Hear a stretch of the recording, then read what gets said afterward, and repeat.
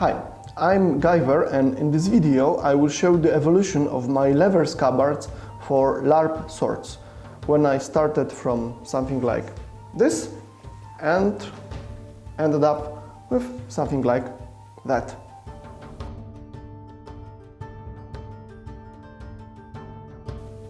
Well, like most of us, I started with carrying my sword in a sort of frog. And this was a very bad idea because frogs leave your blade exposed, and once you cross bushes it will just get damaged, and the swords are very expensive, so you will see it's costly to keep your sword in a cheap frog. So I decided to make a real scabbard, and I started with this one. This is actually the first one I made. As you can see, well, it's not bad, it doesn't look very bad, but it's very wide.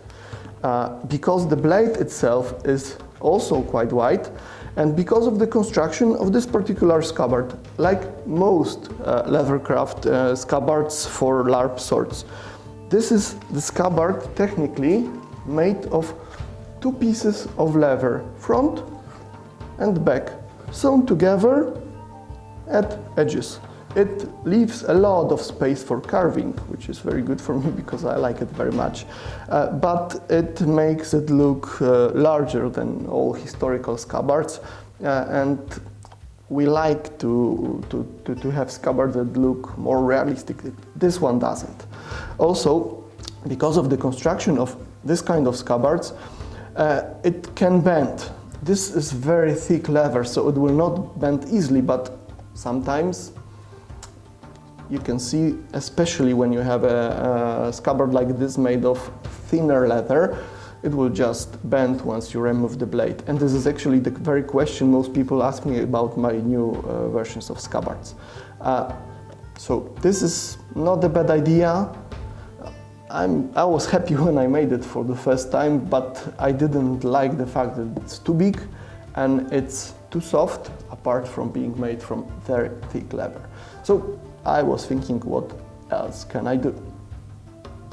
Well, the idea was to make something that will look more realistic, will be thinner, and will not be bent so easily when you draw your sword. And this was my third scabbard, and I'm actually very happy with this one. It has several advantages, which I will try to cover a little bit later, but it was the first one that I showed to the people, and some people asked me to make scabbards for them. So I will start to showing you the scabbards I already made and are now waiting for shipment actually. And then I will explain why I think this kind of scabbard is quite unique, and it's way better than the old ones I made. But this will be mentioned in a moment. Alright, so here I have four scabbards made with the new construction idea. The first one is for Epic Armory Noble Sword, for the short version, I think it's 85 centimeters. The second is for Epic Armory Rapier, and as you can see, the construction of the scabbards is sort of copy of the idea of how the rapiers were carried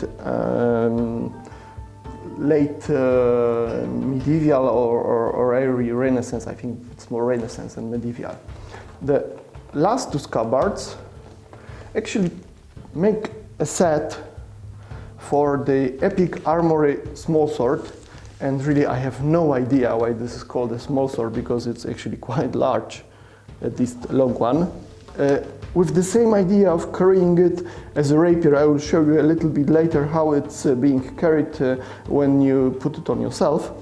And the last one is the Epic Armory Stiletto. This is a dagger for the left hand for the guy who will fight with this small sword. Alright, what keeps this new construction of LARP scabbards better than the old version I used to make? There are several reasons, but the first question I'm always asked is what will happen to the scabbard when you draw the sword? Because people expect the scabbard to just drop. Well, it doesn't. In every single scabbard, from this range, you can see you can remove the blade, and the scabbard, even I keep it at the very end, will not bend. Why? First, because it is not made of two pieces of leather, it's made of one piece of leather sewn with the cross stitch at the back. Second, it's thinner leather, it's something like 2.5 millimeters compared to 3.5 for the two-layer scabbard, but this one is wet shaped, so the leather is wet, and when it's wet I shape it to the shape of the specific blade. This is the second reason, and this is actually the reason why you can hit someone with the scabbard.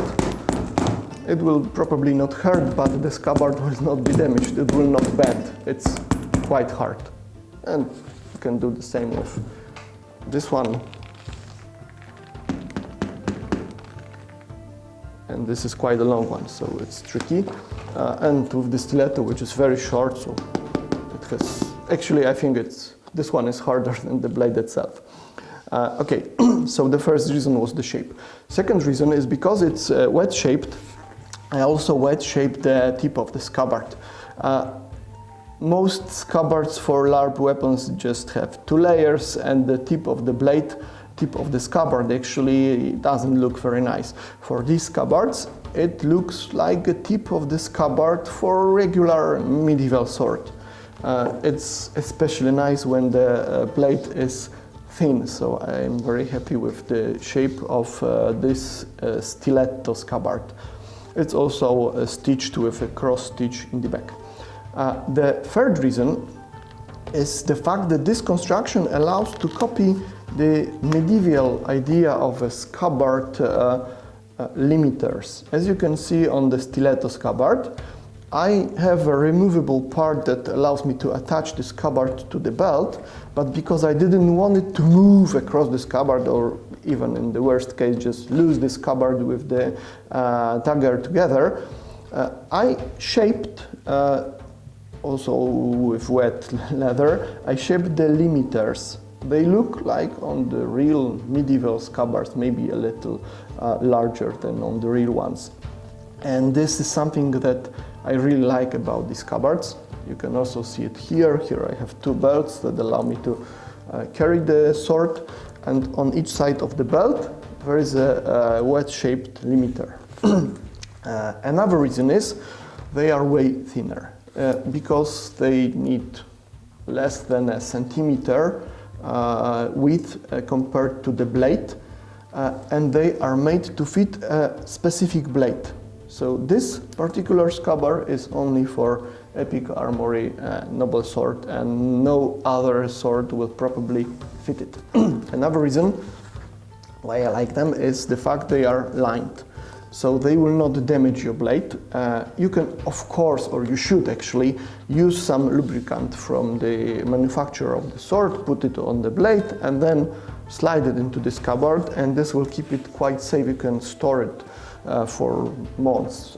I think I made this one something like a year ago or even more, and the blade is fully intact.